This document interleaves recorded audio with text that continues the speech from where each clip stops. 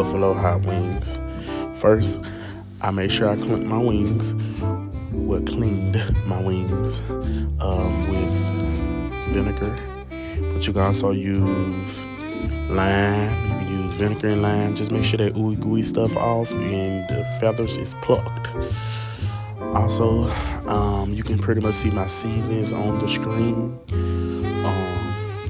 Yeah, so if I was you, I would use the seasoning I use because it gave these wings a good flavor. And I also did use a ranch seasoning pack. So if you can use that, that would be good also. And yeah, see how good they look already. Just give them a good mix and make sure that they are seasoned very well because you're going to be dropping them in the grease naked. No flour.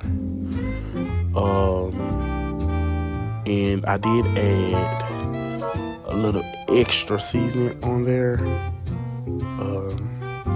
to my liking. You know, I can do that. I've been doing it for years. You know, it's just a thing I do. I don't have to measure anything. It's just something I was born with. But yeah, make sure they season very nice. Drop them in some hot grease. Let them cook for about 15 minutes. Make sure you don't overcrowd the pan or the pot or the deep fryer because they do cook differently when you overcrowd it with a lot of chicken. It takes longer to cook. So just put your couple pieces in there and cook it for about 15 minutes and they looking good already.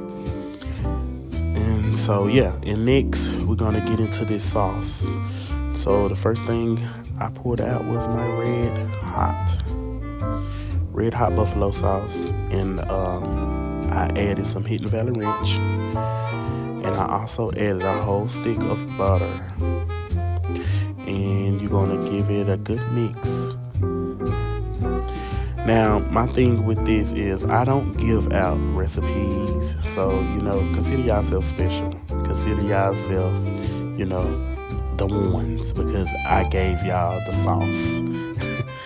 But anywho's, yeah, I did go back and I added some garlic powder and some pepper. You know, make sure it's, you know, a good amount up in there so it can have that extra season, extra flavor. Yeah, and so I did drop my wings in there, make sure they equally coated.